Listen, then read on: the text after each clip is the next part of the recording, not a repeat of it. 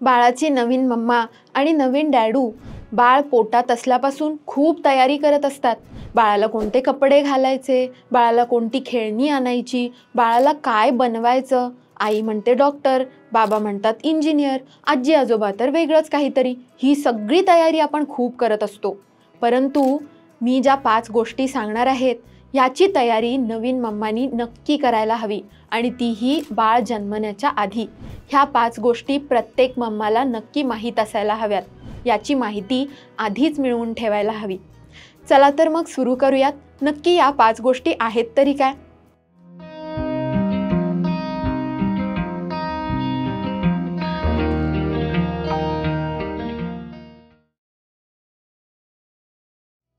तर सगळ्यात पहिली गोष्ट आहे ती म्हणजे ब्रेस्ट फिडिंग. ब्रेस्ट फिडिंग नक्की कसं करायचं? ब्रेस्ट फिडिंगच्या वेगवेगळ्या पोझिशन्स काय आहेत? ब्रेस्ट फिडिंग करत असताना अनेक प्रॉब्लेम्स मदर्सना येतात. परंतु ह्या प्रॉब्लेम्सविषयी किंवा त्याच्या उपायांविषयी जर आधीच माहिती असेल तर हा ब्रेस्ट फिडिंगचा जर्नी अगदी इझिली होऊ शकतो. ब्रेस्ट फिडिंगवरती आम्ही एक वेगळी सिरीज केली आहे. त्याची लिंक डिस्क्रिप्शन बॉक्समध्ये दिली आहे, तर ती नक्की चेक करा, जेणेकरून तुमचा ब्रेस्ट फिडिंगचा जर्नी एकदम नॉर्मल इझी होऊन जाईल. याशिवाय अनेकदा मदर्सना निप्पल्सचे प्रॉब्लेम्स असतात, जसं की इन्व्हर्टेड निप्पल्स असू शकतात किंवा फ्लॅट निप्पल असू शकतात, ज्याच्यामुळे ब्रेस्ट फिडिंगमध्ये अडथळे येऊ शकतात. तर याच्यावरती उपाय बाळ जन्माला आल्यानंतर करून काहीच उपयोग होत नाही, कारण बाळाला तर मिल्क हवं असतं, परंतु आईच्या ह्या प्रॉब्लेम्समुळे ब्रेस्ट फिडिंगमध्ये प्रॉब्लेम्स येतात. तर हे प्रॉब्लेम्स आधीच सॉल्व करायला हवेत. त्यासाठी तुम्ही डॉक्टरांचा सल्लाही घेऊ शकता. तर हे प्रॉब्लेम्स तुम्ही आधीच सॉल्व करून घ्या. दुसरी गोष्ट आहे बाळाचं रडणं.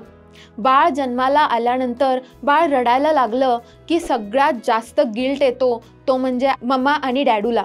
त्याच्यामुळे काय होतं की बाळ नक्की का रडत आहे हेच समजत नसतं. आजी म्हणते की दूध पुरत नसेल, आईला वाटत असतं की बाळाला झोप आली असेल, किंवा डॅडूला वाटू शकतं की अरे बाळाला काही प्रॉब्लेम तर नाही आहे ना. तर बाळ नक्की का रडतं याची वेगवेगळी कारणं असतात. ही कारणं जर तुम्हाला माहीत असतील तर तुम्ही ते इझिली सॉल्व करू शकता. तर बाळाची रडण्याची वेगवेगळी कारणं काय आहेत, किंवा बाळाचं रडणं कोणत्या प्रकारचं आहे, जेणेकरून त्याला काय उपाय करता येईल ह्याची माहितीसुद्धा तुम्ही बाळ जन्मण्याच्या आधी घ्यायला हवी. बाळाचं रडणं याच्याविषयी आम्ही एक व्हिडिओ केला आहे, तो व्हिडिओ नक्की चेक करा. तिसरी गोष्ट आहे ती म्हणजे बाळाच्या नैसर्गिक क्रिया. म्हणजे बाळाचं युरिनेशन असेल, किंवा बाळाचं शी करणं असेल, किंवा फीडिंग असेल, किंवा बाळाचं झोपणं असेल, ह्या सगळ्या गोष्टींविषयी तुम्हाला माहिती पाहिजे. म्हणजे बाळाची झोप नक्की किती तासांची असते, बाळाला फीडिंग किती तासांनी करायला हवं, बाळ नॉर्मली किती वेळा सू करतं किंवा बाळ नॉर्मली किती वेळा शी करतं, बाळाच्या शीचे वेगवेगळे प्रकार काय आहेत. बाळ जन्मल्यानंतर ब्लॅक कलरची शी करतं तेव्हा आई एकदम पॅनिक व्हायला लागते, परंतु ही गोष्ट नॉर्मल आहे. तर हे पॅनिक होण्याची गोष्ट आपण टाळू शकतो जर तुम्हाला याविषयी आधीच माहिती असेल तर. ते सर्व व्हिडिओज आम्ही डिस्क्रिप्शन बॉक्समध्ये देत आहोत, तर ते तुम्ही नक्की चेक करा. चौथी गोष्ट आहे म्हणजे एका गोष्टीसाठी तुम्ही आधीच प्रिपेअर असायला हवं. कारण बाळ जन्मल्यानंतर जसं हे जग बाळाला नवीन असतं तसं आईलाही नवीन असतं. याशिवाय आई अनेक हॉर्मोनल्स वादळांमधून जात असते, ती पूर्णपणे एक्झॉस्ट झालेली असते, त्यामुळे तिला रेस्टची गरज असते. त्यामुळे या फेजमध्ये तिची कशा प्रकारे काळजी घेता येईल, तुम्हाला जेवढे जास्त हेल्पिंग हँड्स मिळवता येतील तेवढे तुम्ही मिळवू शकता, जेणेकरून बाळाची आणि आईची झोप आणि रेस्ट व्यवस्थित व्हायला पाहिजे. म्हणजे बाळाच्या आणि आईच्या रेस्टची प्रिपरेशनसुद्धा तुम्ही आधी केली पाहिजे. बाळाला फीड करणं हे आईचं काम आहे, परंतु बाळाला फीडिंग नंतर बर्पिंग करणं हे काम कोणीही करू शकतं, जेणेकरून आईला रेस्ट मिळेल. पाचवी गोष्ट आहे ती म्हणजे पोस्टपार्टम डिप्रेशन. ही अगदी नॉर्मल गोष्ट आहे. खूप साऱ्या मदर्सना पोस्टपार्टम डिप्रेशनमधून जावं लागतं.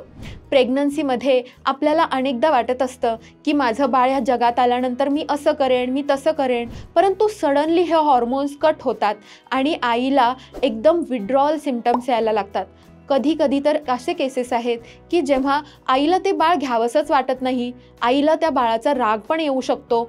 अशा वेळी इतर लोकांचा आईकडे बघण्याचा दृष्टिकोनसुद्धा बदलतो. परंतु आपण त्या क्षणामध्ये आईला समजून घेतलं पाहिजे हे सगळं तिच्या हॉर्मोनल चेंजेसमुळे होत आहे.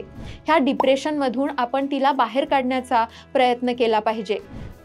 प्रत्येक आईला आपलं बाळ हे प्रियच असतं, परंतु तिच्या त्या हॉर्मोनल इम्बॅलन्समुळे तिच्यामध्ये हे चेंजेस होत आहेत. तर आपण आईला समजून घेतलं पाहिजे. खूपदा स्नोबॉल फेनोमेनन हा एक फेनोमेनन आहे, ज्याच्यामध्ये एखादी वाईट गोष्ट आपण मनामध्ये आली तर त्याच्यासोबत अजून एक वाईट गोष्ट येते, अजून एक वाईट गोष्ट येते आणि त्याचा एक स्नोबॉल तयार होतो. आणि स्नोबॉल जसा गडगडत येत असताना अनेक स्नोफ्लेक्स घेऊन येतो आणि त्याचा एक मोठा डोंगरसुद्धा तयार होऊ शकतो, ज्याच्यामध्ये अगदी ती वादळासारखी झाडं तोडण्याचाही शक्ती त्याच्यामध्ये असते. अगदी डिप्रेशनचं तसंच असतं. एक निगेटिव्ह विचार आपल्या मनामध्ये आला की त्याच्यासोबत अनेक निगेटिव्ह विचार येतात आणि त्या निगेटिव्ह विचारांचं बर्डन आपल्यावरती येतं आणि हे आपल्या आईमध्ये होऊ शकतं. अगदी माझ्या बाबतीत सांगायचं झालं तर मला ही गोष्ट अगदी तुम्हाला सांगावीशी वाटते. मला जेव्हा बेबी झालं तेव्हा ते कोविड काळामध्ये झालं, त्यामुळे हेल्पिंग हँड्स अजिबातच नव्हते. याशिवाय माझ्या बेबीचे डॅडू आमच्यासोबत नव्हते, ते दुसऱ्या स्टेटमध्ये अडकले होते. त्याच्यामुळे मला खूप जास्त डिप्रेशन किंवा स्ट्रेस येत होता.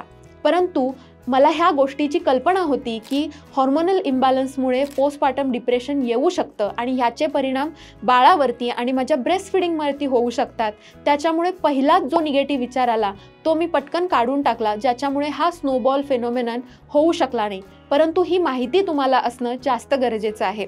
त्यामुळे जरी निगेटिव्ह विचार आले तरी जास्तीत जास्त पॉझिटिव्हली राहून तुम्हाला ह्या फेजमधून बाहेर यायचं आहे.